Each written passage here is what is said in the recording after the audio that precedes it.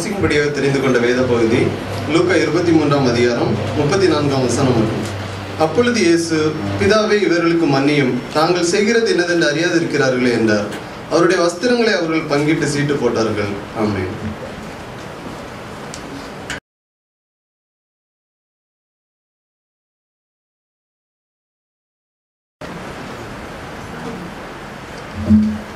வாசிக்கும்படியாக தெரிந்து கொண்ட வேத பகுதி லூக்கா 23ஆவது அதிகாரம் 43வது வசனம். இயேசு அவனை நோக்கி, இன்றைக்கு நீ என்னுடனே கூட பரிதீசிலிருப்பாய் என்று மெய்யாகவே உனக்கு சொல்கிறேன் என்றார். ஆமென்.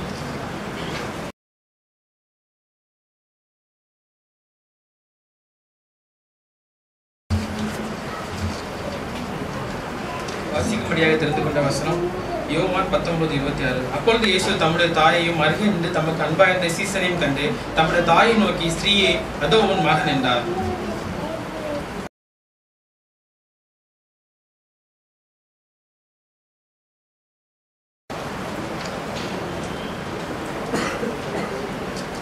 மத்தேயு 27ஆம் அதிகாரம் 46வது வசனம். 9ஆம் மணி நேரத்தில் இயேசு, ஏலி ஏலி லாமா சபக்தானி என்று மிகுந்த சத்தமிட்டு கூப்பிட்டார். அதற்கு, என் தேவனே, என் தேவனே, ஏன் என்னை கைவிட்டீர் என்று அர்த்தமாம்.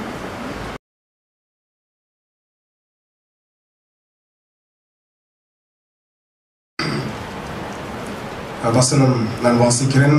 யோவான் எழுதின சுவிசேஷம் 19வது அதிகாரம் 28வது வசனம். யோவான் 19வது அதிகாரம் 28வது வசனம். அதற்கு பின்பு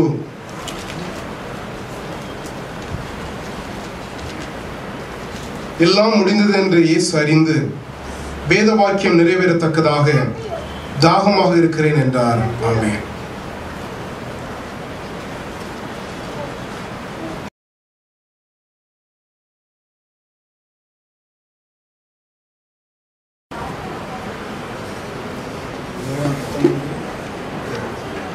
காடியை வாங்கின பின்பு முடிந்தது தலையை சாய்த்து ஆகிய கொடுத்தார்.